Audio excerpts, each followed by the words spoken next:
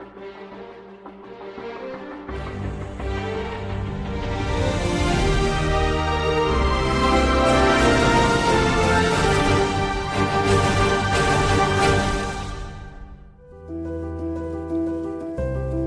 estoy seguro que todos los creyentes que están aquí en este lugar, todos desean glorificar a Dios en su vida, todos desean dar frutos para la gloria de Dios. Yo no tengo la menor duda de que si tú eres creyente, tú deseas ambas cosas: vivir para la gloria de Dios, dar frutos para la gloria de Dios. Sin embargo, es debido a ese mismo anhelo que está en el corazón de todo creyente que muchos cristianos se sienten frustrados porque no perciben tantos cambios en su vida, no perciben tantos frutos como quisieran.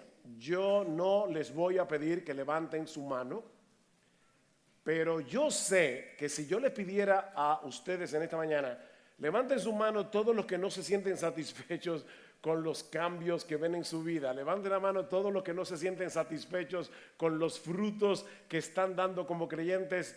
Yo supongo que todos van a levantar la mano. Y los que no la levanten, esos son los que más lo necesitan. Así que, mi hermano, si tú estás luchando con esa frustración, déjame decirte que este taller es para ti. Porque vamos a estar hablando acerca de las obras de la carne versus el fruto del Espíritu. Ahora, yo debo hacer una aclaración. A mí me encanta enseñar en un aula y me encanta predicar. Entonces, yo hago una diferencia entre dar un taller y predicar. Yo creo que son dos cosas diferentes. Así que yo voy a estar interactuando con ustedes porque esto es un taller. Sin embargo, como soy predicador, yo sé de antemano que a veces se me van a cruzar los cables y esto se va a convertir en un preditaller. Así que ustedes me van a perdonar por eso. Pero quiero que sepan que yo quiero que interactuemos lo más posible, ¿verdad? Porque este grupo es grande, porque esto no es una predicación, esto es un taller.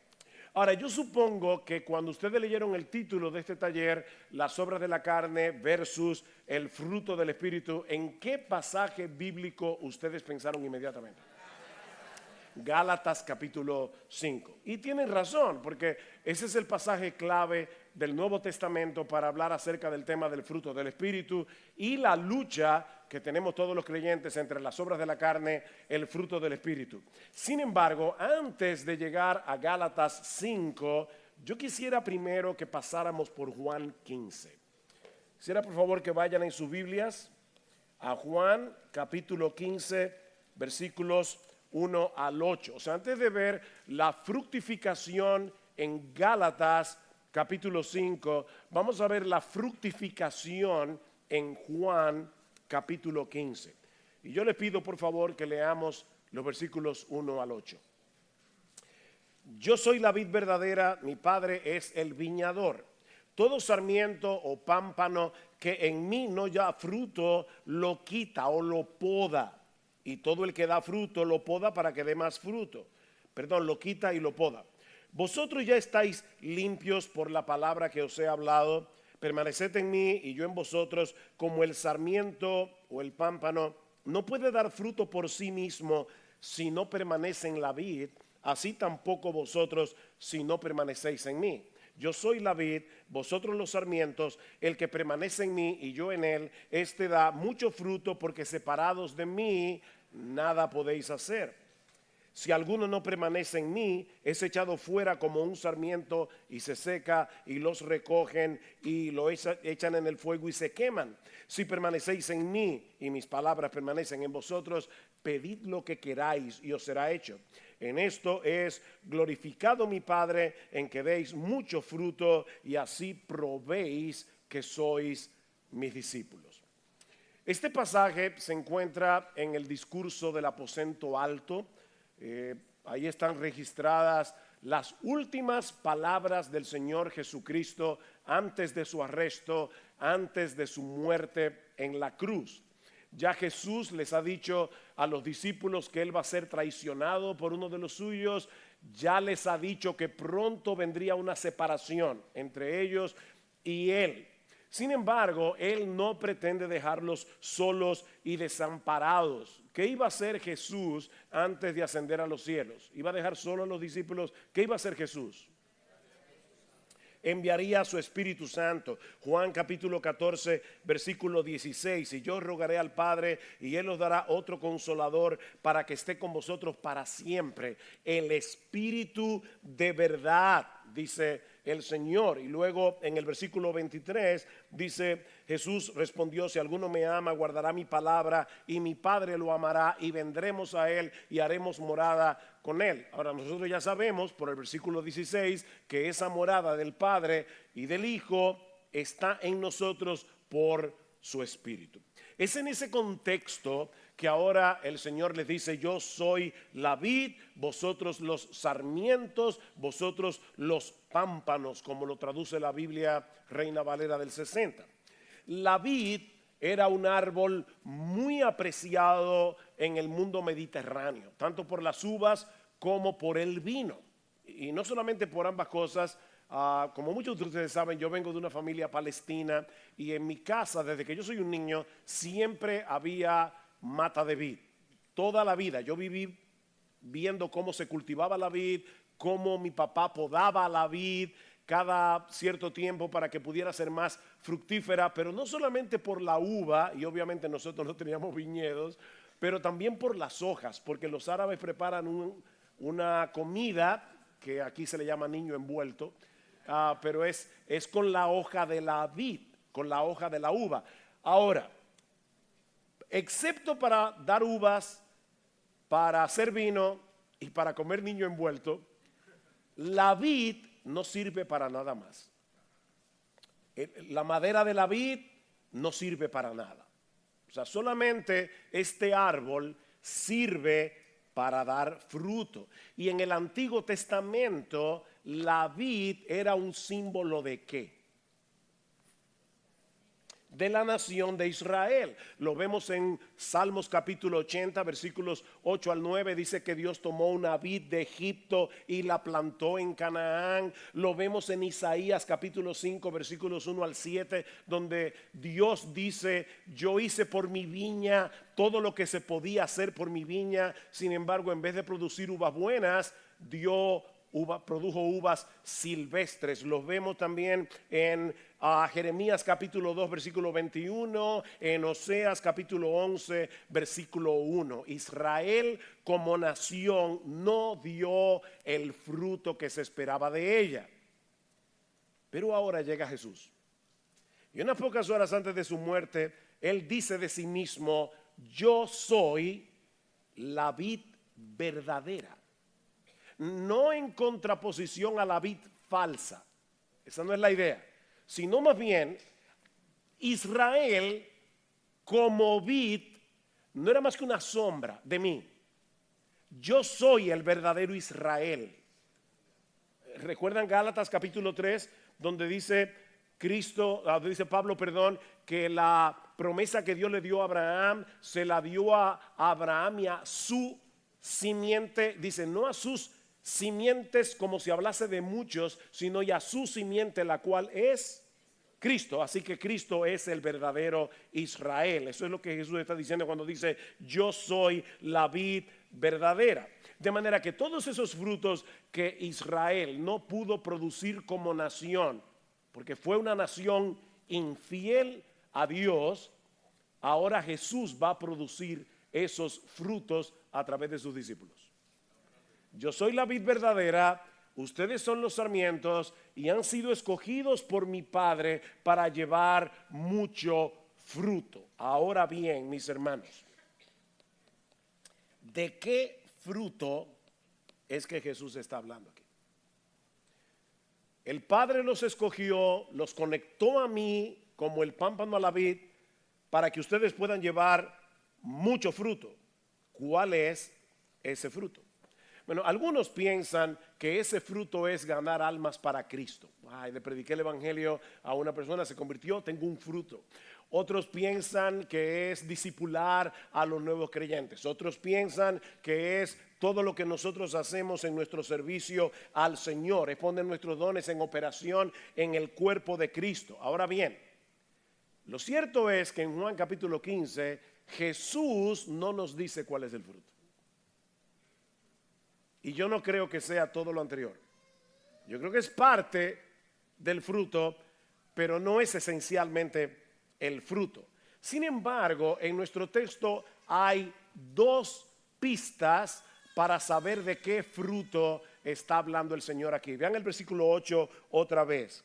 En esto es glorificado mi Padre, en que deis mucho fruto y así probéis que sois mis discípulos. Cristo está diciendo, primero, que este fruto es la evidencia de que somos cristianos. Y en segundo lugar, que es a través de ese fruto que el Padre es glorificado. Entonces, ¿cómo es glorificado el Padre? Ahora yo les pido que vayan conmigo a Juan 14. Juan capítulo 14, versículos 12 al 14.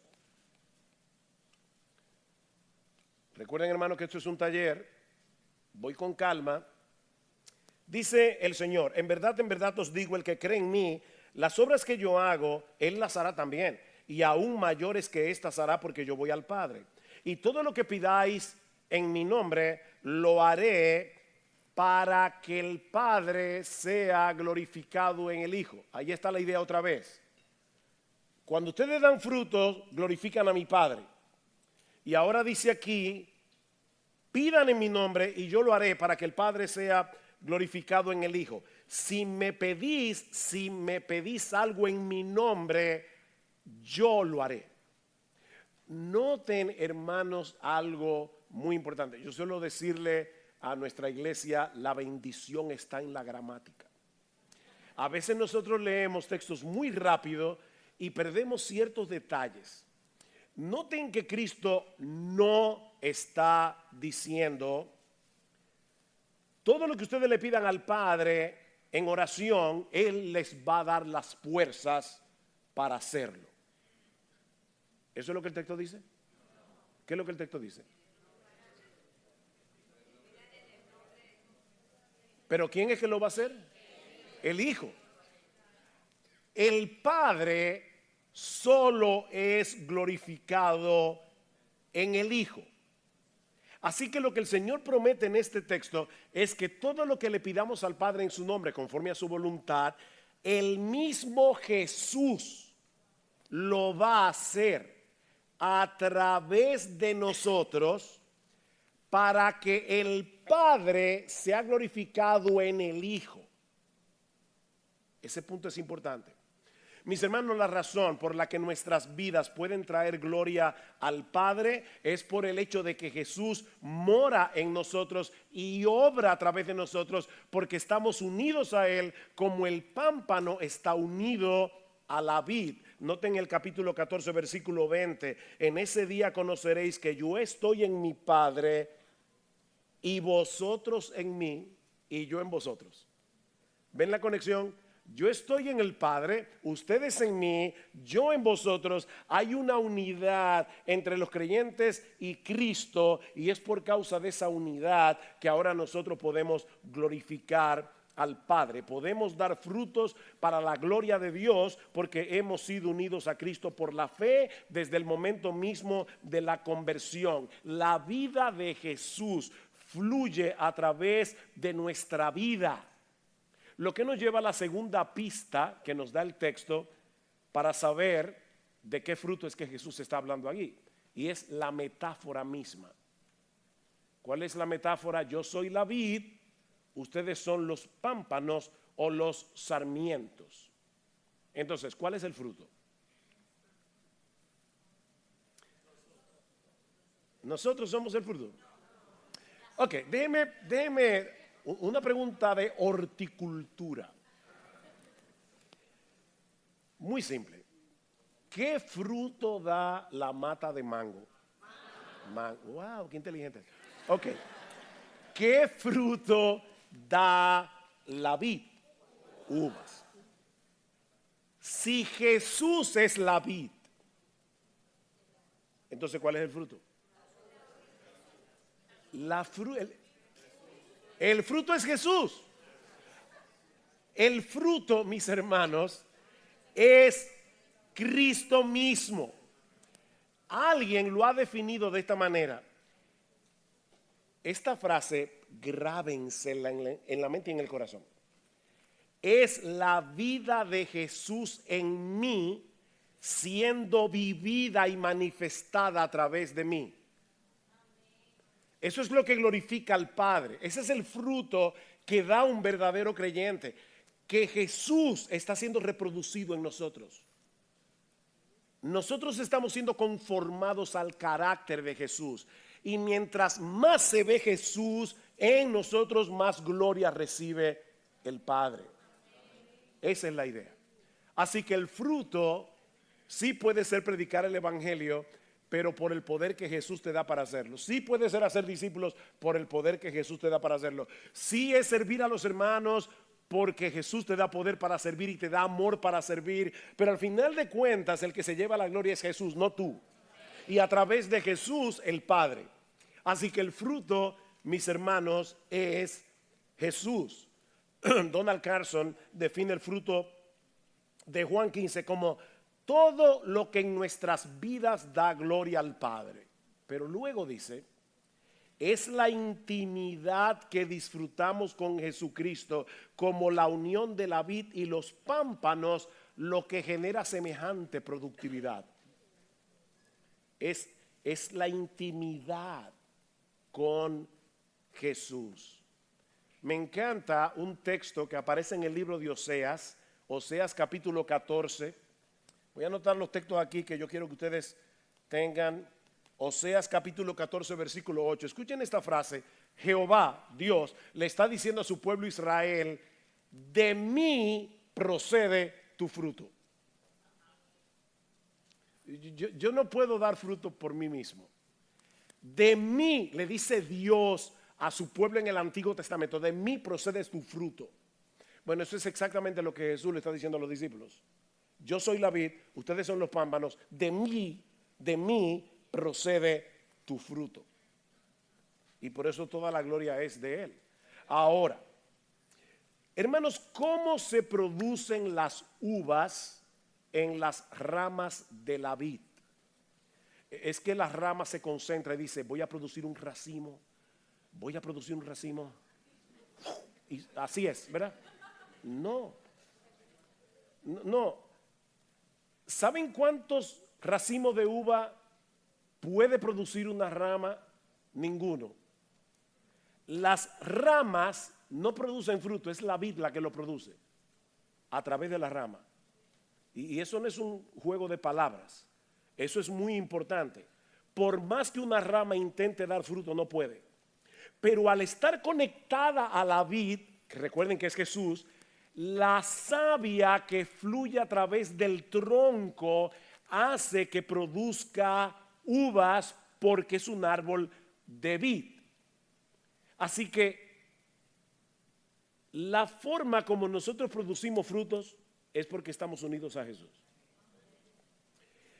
Ahora, si eso es así, es Jesús viviendo su vida a través de nosotros, ¿qué responsabilidad tenemos nosotros? Esto es quédate pasivo y deja que Jesús fructifique, o hay alguna responsabilidad en ti y en mí. Están afinados ustedes. Es interesante notar algo en Juan 15, 1 al 8. La palabra fruto aparece en ese pasaje 6 veces y luego 2 veces más en el versículo 16, así que 8 veces en total. Déjeme hacerle ahora una pregunta, a ver si cuando ya estaba leyendo el texto al principio lo leyeron con atención. ¿Cuántas de esas veces el dar fruto aparece en imperativo, o sea, como un mandato?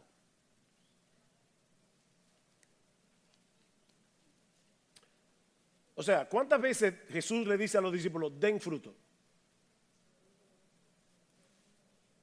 Ninguna. Ni una sola vez. Hermanos, no hay un solo mandamiento en todo este pasaje dirigido al creyente para que produzca frutos. O sea, Jesús no llamó a los discípulos esa noche y le dijo: miren, mañana voy a ser crucificado, luego yo voy a ascender a los cielos. Ahora ustedes tienen la responsabilidad de hacer todo vuestro esfuerzo por producir fruto. No. En todo ese pasaje hay un solo mandamiento. Y esa es la clave, mis hermanos, para una vida fructífera. Hay un solo mandamiento y no es den fruto. ¿Cuál es ese mandamiento? Permanezcan en mí. ¿Ven? De hecho, la palabra permanecer aparece 15 veces en Juan capítulo 15, versículo 1 al 8. 15 veces. Así que, hermanos, el foco de nuestras vidas cristianas es permanecer en Jesús, porque separados de Él nada podemos hacer. Ahora, ¿eso qué significa en la práctica? Porque yo le decía a mi esposa cuando salíamos para acá, esa idea de permanecer en Jesús suena tan mística, suena tan abstracta, y yo quisiera, mis hermanos amados, que ustedes salgan de aquí sabiendo qué es lo que tienen que hacer. Permanezcan en Jesús. ¿Qué significa eso? Bueno, de una manera bien simple, permanecer en Jesús no es otra cosa que mantenernos en comunión con Él y en dependencia de Él cada momento de cada día. Permanece en Jesús. Permanecer en comunión con Él y en dependencia de Él cada momento de cada día. Recuerden, todo creyente se encuentran unidos a Cristo por la fe, con una unión indisoluble. Pero una cosa es estar unido a Cristo posicionalmente y otra muy distinta, mantenernos cerca de Él en una forma experimental en cada momento. Hace un momento dijimos que en noviembre pasado mi esposa y yo cumplimos 41 años de casados. Eso quiere decir que hace 41 años ella y yo vinimos a ser una sola carne por el vínculo del matrimonio. Estamos posicionalmente unidos el uno al otro como si nuestras vidas se hubiesen fundido en una sola. Pero esa realidad posicional no produce automáticamente una unidad experimental entre mi esposa y yo, ¿no es así? Ambos tenemos la responsabilidad en la práctica de que esa unidad se fortalezca a través de una buena comunicación, a través de acciones intencionales que nos conecten el uno al otro. Bueno, eso es precisamente lo que Jesús está diciendo a sus discípulos en este pasaje. Manténganse cerca de mí, pongan todos sus afectos primariamente en mí, no se desconecten de mí mientras se envuelven en las cosas cotidianas del día a día. Permanezcan en mí. Permanecer en Cristo es estar apercibidos de su presencia en nuestras vidas y en una forma intencional mantener una comunión cercana con Él a través de la palabra y a través de la oración. Noten los versículos 7, 9 y 11. Si permanecéis en mí y mis palabras permanecen en vosotros, pedid lo que queráis y os será hecho.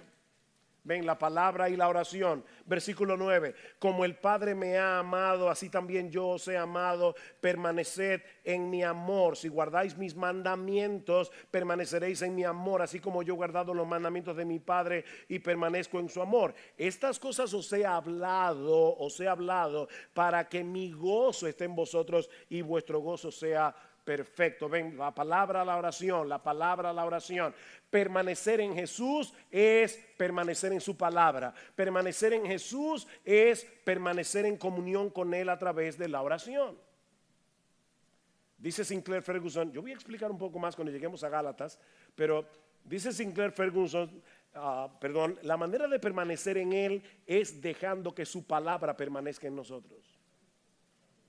¿Qué dice Colosenses capítulo 3 versículo 16? La palabra de Cristo more en abundancia. La palabra de Cristo es un visitante en tu vida o es un habitante. ¿Es un visitante o es un habitante? Porque Cristo dice que la palabra de Cristo, dice Pablo, perdón, no Cristo, que la palabra de Cristo more en abundancia en vosotros.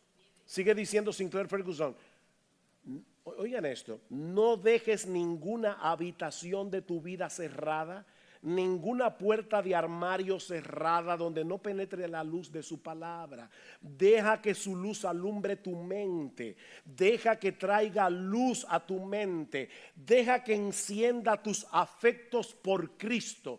Deja que esa palabra someta tu voluntad a la suya. Así estás permaneciendo en Cristo. Sigue diciendo Ferguson. La palabra de Cristo es el instrumento de Cristo usado por el Espíritu de Cristo para nutrir nuestra unión con Cristo y transformarnos a la imagen de Cristo. No hay atajo aquí. La palabra de Cristo es el instrumento de Cristo usado por el Espíritu de Cristo para nutrir nuestra unión con Cristo y transformarnos a la imagen de Cristo. Solo la palabra puede hacer eso. Y esta tarde, cuando vengamos a la plenaria sobre la iluminación del Espíritu, vamos a ver un poco más de eso. Así que mantenerse en comunión con Cristo por medio de la oración y la palabra es lo que produce en nosotros el fruto de una vida que es cada vez más semejante a la vida de Jesús. Esa es la enseñanza de Juan 15. Hasta aquí, mis hermanos. ¿Hay alguna pregunta?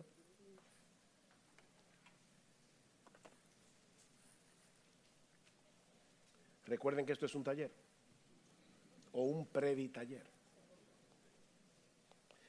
Bien, vamos entonces a Gálatas, capítulo 5, versículo 16 al 25. Gálatas capítulo, esto es un 5, aunque usted no lo crea. Versículos, ahora está peor.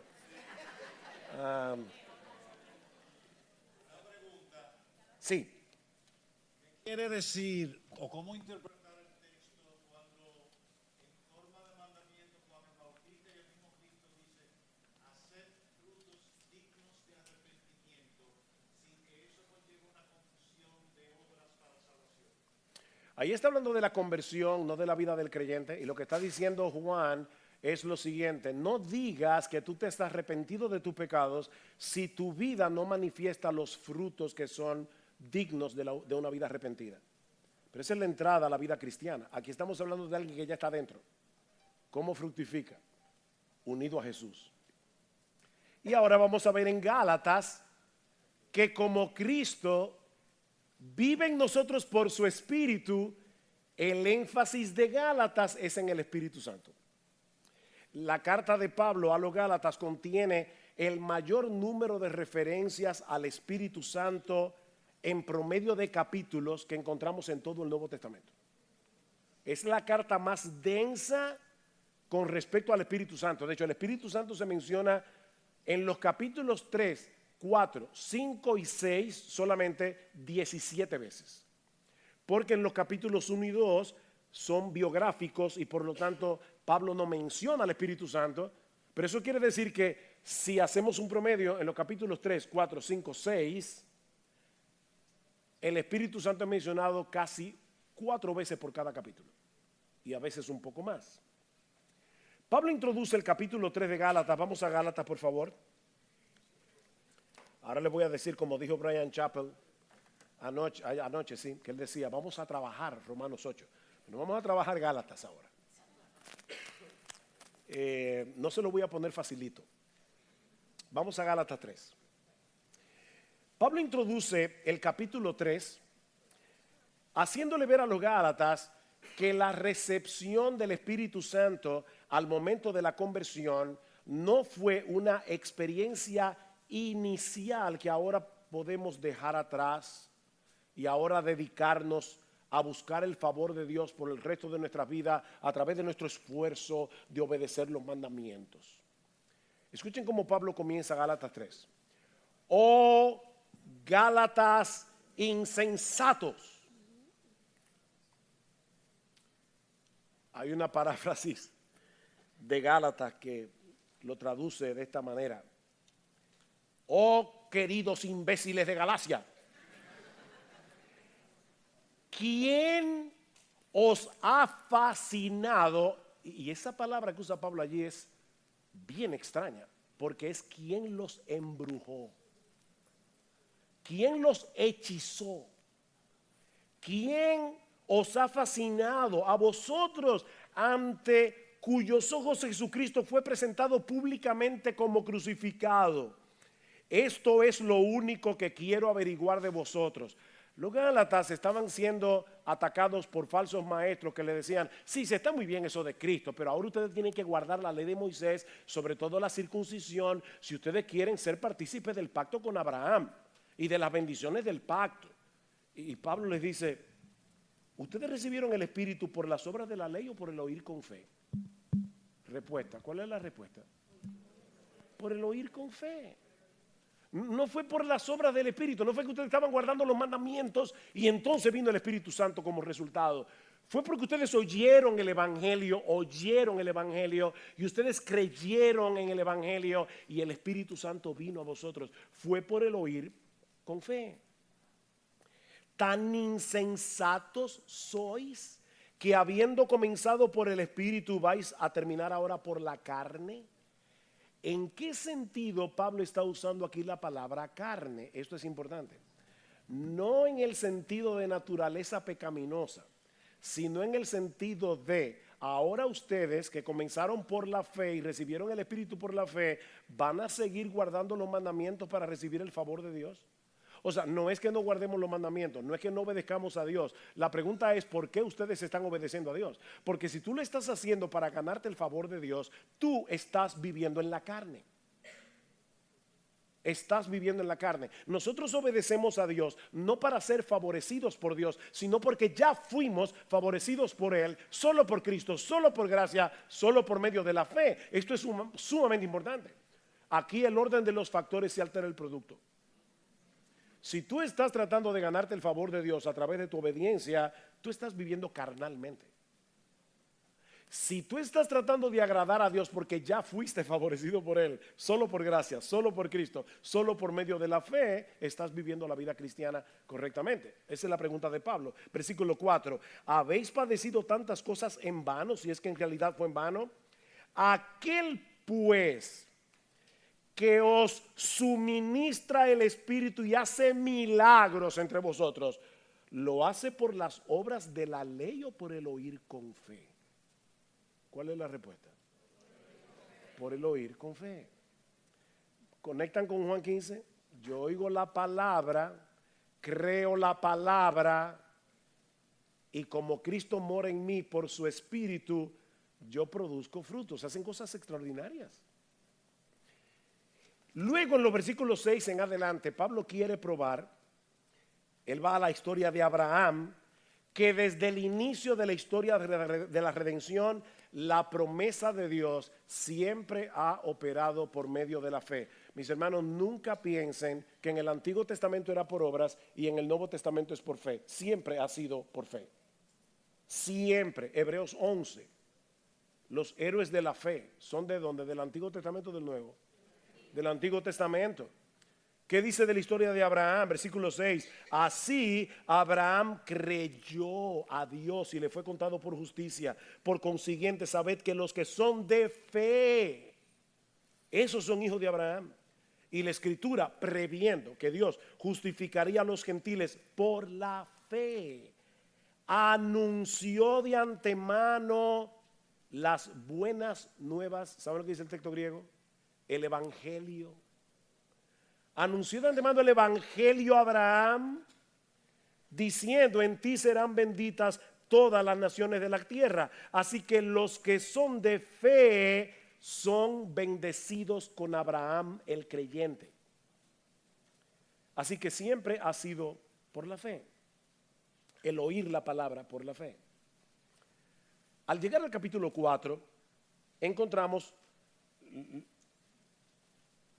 cómo los que hemos recibido a Cristo por la fe, hemos sido adoptados en la familia de la fe y recibido el espíritu de adopción.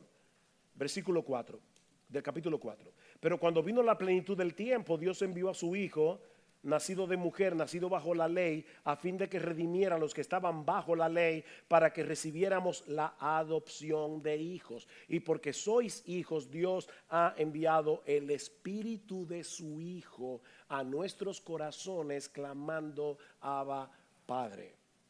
¿Por qué tú estás unido a Cristo? Porque el espíritu de Cristo mora en ti. El espíritu de Cristo es el vínculo entre nosotros y Jesús. Y ahora llegamos al capítulo 5 de Gálatas, y ahí hay lo que alguien ha llamado un estallido de referencias al Espíritu Santo. De hecho, en los versículos 16 al 26, Pablo menciona al Espíritu 7 veces. Es un estallido. ¿Qué dice Pablo en Gálatas 5:16? Que los creyentes deben andar por el Espíritu. Y hay una promesa aquí: andad en el Espíritu y no cumpliréis los deseos de la carne. Permítanme aquí una referencia griega y van a entender ahorita por qué. La palabra griega que aparece en el versículo 16 es peripateo.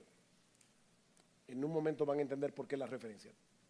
Luego en el versículo 18 dice: si sois guiados por el Espíritu, no estáis bajo la ley.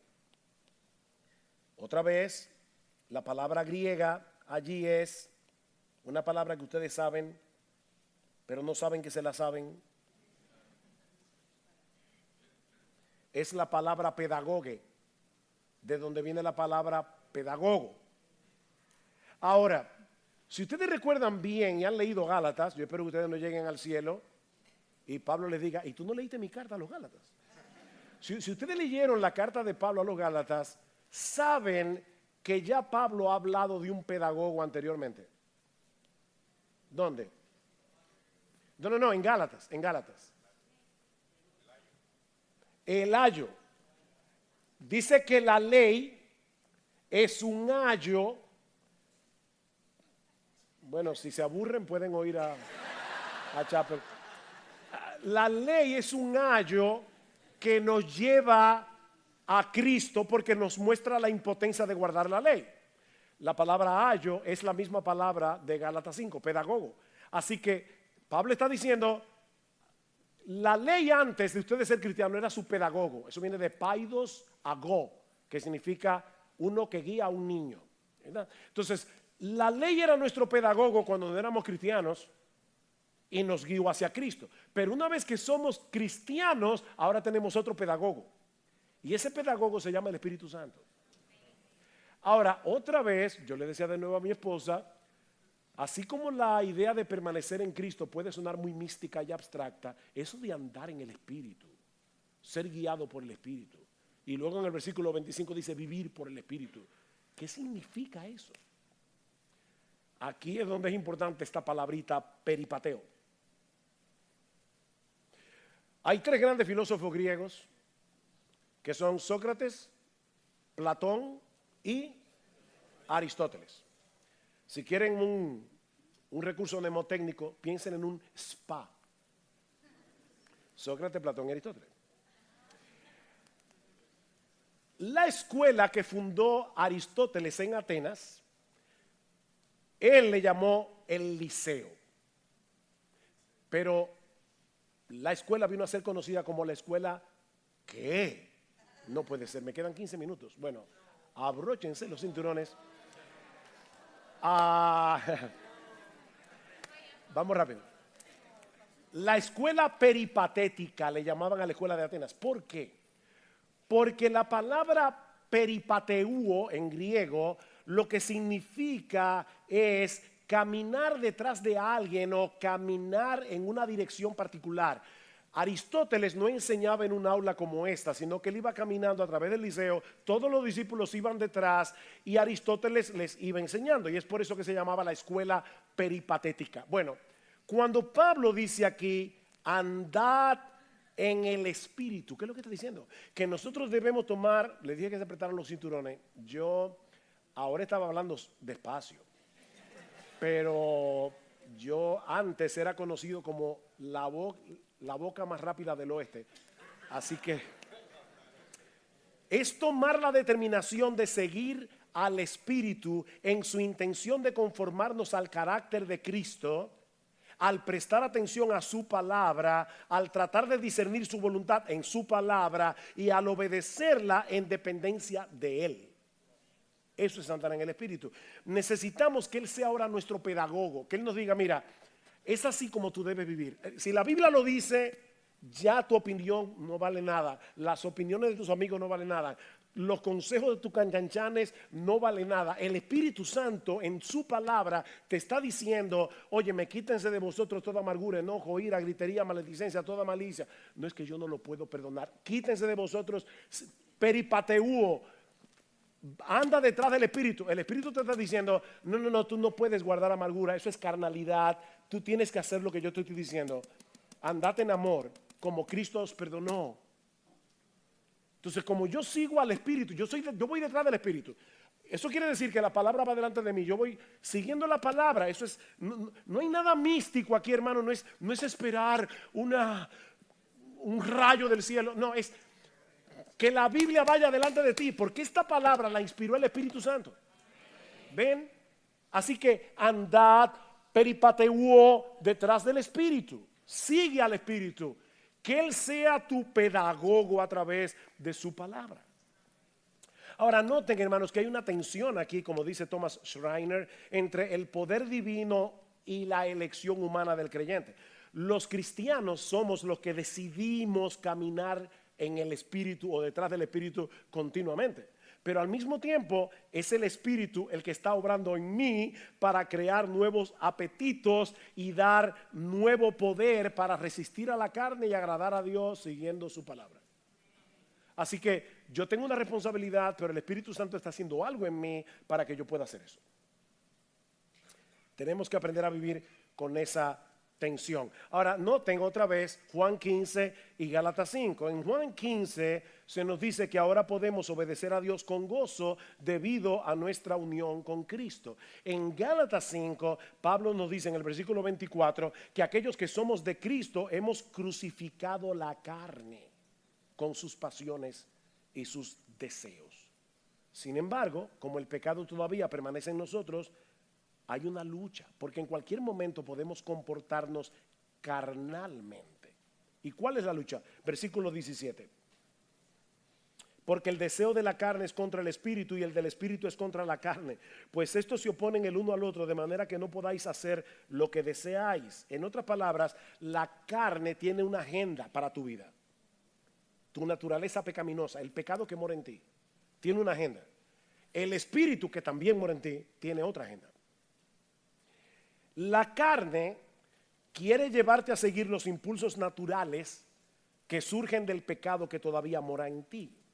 Eso es lo que Pablo llama el deseo de la carne, pero literalmente la palabra que usa Pablo aquí es epithumía, que lo que significa es un sobredeseo. Un sobredeseo. Es un anhelo que controla toda tu vida. Mis hermanos, nuestro problema no es que siempre, no es únicamente cuando deseamos cosas malas. Puede ser cuando sobredeseamos cosas buenas, pero las deseamos más que a Dios. ¿Es correcto que un soltero, una soltera deseen casarse? Totalmente legítimo. Si tú deseas casarte, muy bien.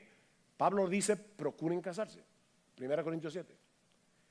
Pero si eso se convierte en un sobredeseo, si tú lo deseas más que a Dios de tal manera que aunque tienes a Dios, vives insatisfecho o insatisfecha y con descontento porque tú no tienes eso que sobredeseas, entonces ya es tu naturaleza pecaminosa idolátrica la que te está dominando.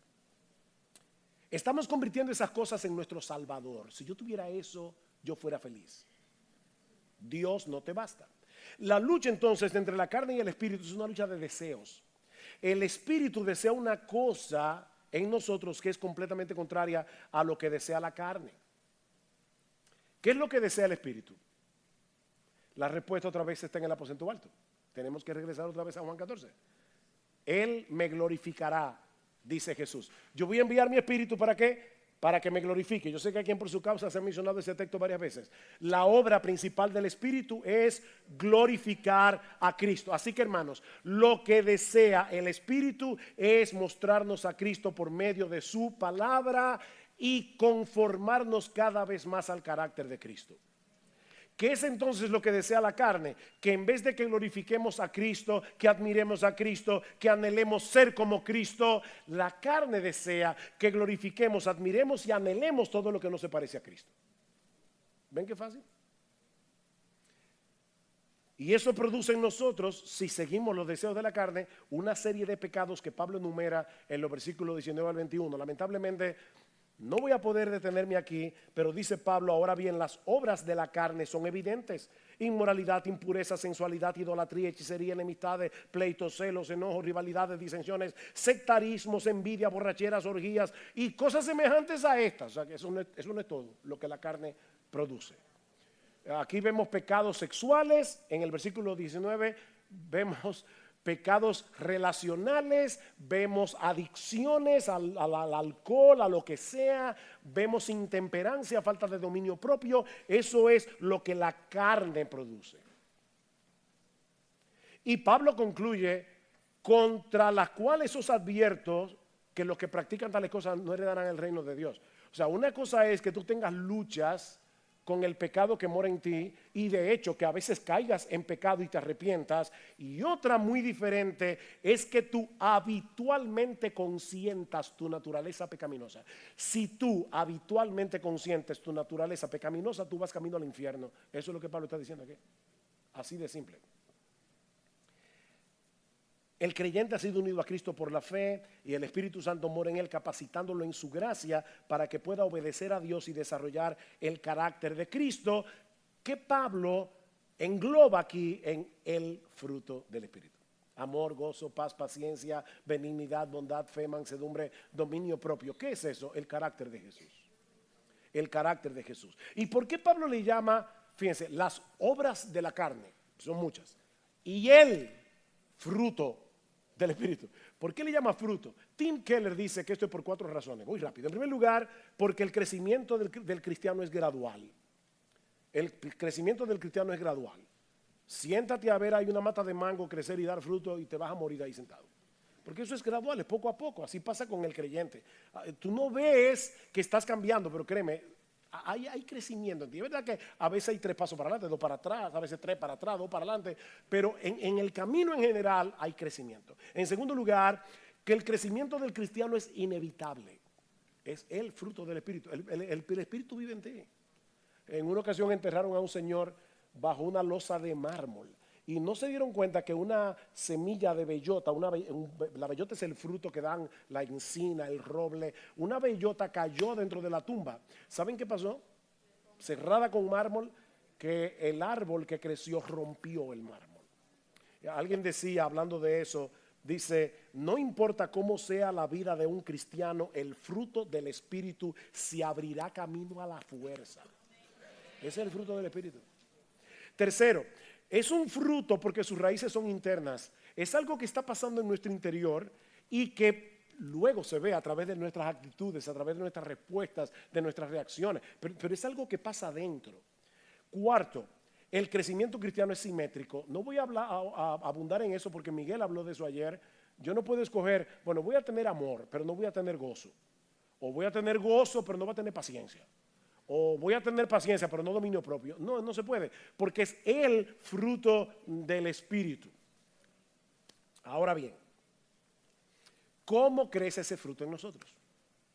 Y vamos a ver la conexión con Juan 15. Primero, recordando continuamente cuál es tu identidad.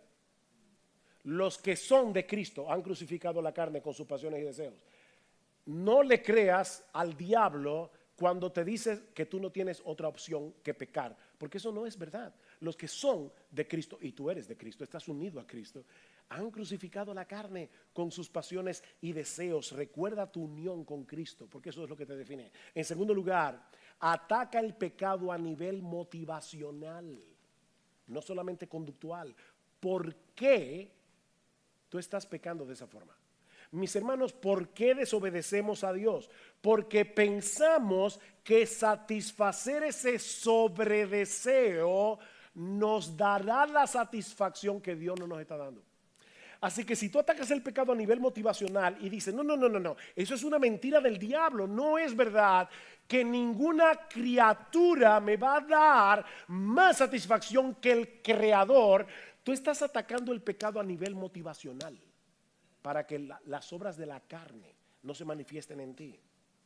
En tercer lugar, anda en el Espíritu. Y ya vimos lo que esto significa. Ve detrás del Espíritu, la palabra delante y tú detrás, diciendo lo que la palabra dice en dependencia del Espíritu Santo. ¿Y sabe qué va a pasar? Una promesa: no satisfaceréis los deseos de la carne. Toma la determinación de seguir al Espíritu de Cristo en su intención de conformarte al carácter de Cristo, prestando atención a su palabra, tratando de discernir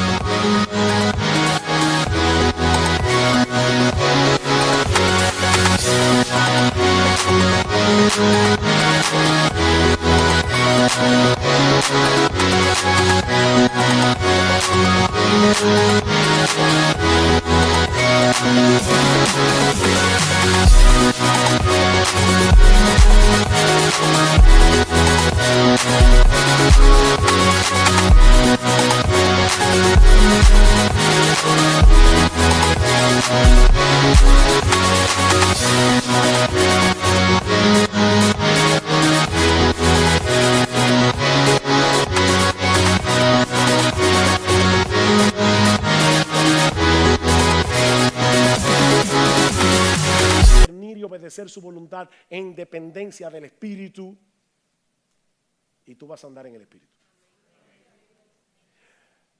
Mis hermanos de la IBI, ¿puedo robarme por lo menos 4 minutos? Ustedes son de la IBI. ¿Yo qué digo? Ok. Es que esto es importante. Ya este final es muy importante. Los que me conocen saben muy bien que yo soy un músico frustrado. De hecho, ya yo tengo planes de cuando yo llegue al cielo, le voy a pedir a Johann Sebastian Bach que me enseñe música, y como tenemos toda la eternidad. Ok. Yo soy un músico frustrado. Imagínense que un día yo estoy en el piano de la iglesia tratando de sacar algo de melodía, pero estoy ahí luchando con el piano, y de repente entra por la puerta Daniel Barenboim, que es uno de los mejores músicos, bueno, de los mejores directores, pero es músico también, de los mejores directores de música que hay en el mundo. El único problema es que él lo sabe, pero bueno. Daniel Barenboim es muy bueno. Imagínense que Daniel Barenboim entra a mi iglesia, me ve ahí luchando con el piano y me dice: ¿tú quieres tocar bien el piano? Te voy a dar un secreto. Mira, yo tengo algo, un poder, que todo el que toca el piano mirándome a mí, lo toca perfectamente. De verdad, sí. Haz la prueba. Y yo miro a Barenboim, comienzo a tocar el piano y... increíble. Él me dice: mira, yo tengo un concierto en el Teatro Nacional y yo quiero que tú le des una sorpresa a tus amigos y a tus familiares. Yo te voy a llamar al podio para que tú toques el piano, pero no te olvides, yo me voy a sentar en primera fila para que tú no dejes de mirarme a mí. Entonces yo subo, Barenboim me llama, subo al piano y comienzo a tocar mirando a Barenboim ahí. Y estoy tocando tan bien que entonces de repente yo quiero ver cómo mis amigos y mis familiares están, ¿verdad?, sorprendidos, y quito mi mirada de Barenboim. Toda mi habilidad de tocar el piano desaparece como por arte de magia. Mis hermanos, la única forma en que tú puedes tocar la vida cristiana es mirando a Jesús. No hay forma. Nosotros somos meras ramas que podemos producir fruto únicamente por estar conectado con la vid. Si tratamos de hacer algo en nuestras propias fuerzas, fracasaremos por completo, porque separados de Jesús nada podemos hacer.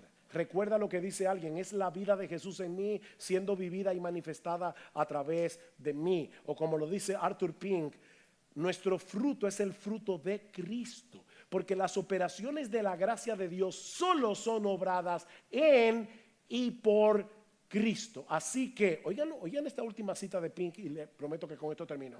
Los santos están llenos de fruto de justicia, Filipenses 1:11, que son por medio de Jesucristo para alabanza y gloria de Dios. Si hay algún amor, es el amor de Cristo. Segundo a los Corintios 5:14, el amor de Cristo nos constriñe, pensando esto, que si uno murió por todos, luego todos murieron, y por todos murió, para que los que viven ya no vivan para sí, sino para aquel que murió y resucitó por ellos. Si hay algún gozo, es el gozo de Cristo. Estas palabras os he hablado para que mi gozo esté en vosotros, mi gozo esté en vosotros, y vuestro gozo sea completo. Si hay alguna paz, es la paz de Cristo. Mi paz os dejo, mi paz os doy. Yo no la doy como el mundo la da. Si hay alguna ternura y mansedumbre, es la ternura y mansedumbre de Cristo. Segundo a los Corintios capítulo 10 versículo 1, Pablo dice: os ruego por la ternura y mansedumbre de Cristo. ¿Se dan cuenta, hermanos? Es Cristo, es el amor de Cristo, es el gozo de Cristo, es la paz de Cristo, es la paciencia de Cristo, es el dominio propio de Cristo, es el carácter de Cristo. Pero tienes que mirar a Cristo.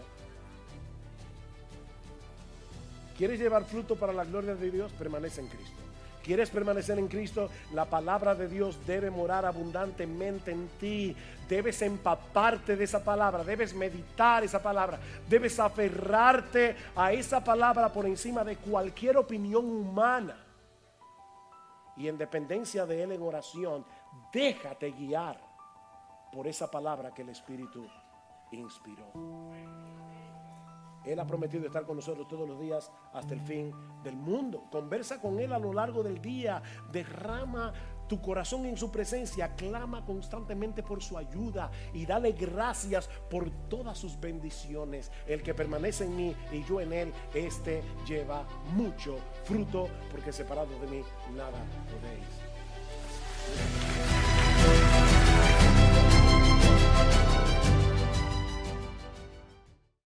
Gracias por acceder a este recurso. Espero que haya sido de gran bendición para tu vida. Te sugiero que te suscribas a este canal, de forma que tú puedas recibir notificación la próxima vez que hayamos subido un nuevo recurso que pueda servirte de instrucción y bendición.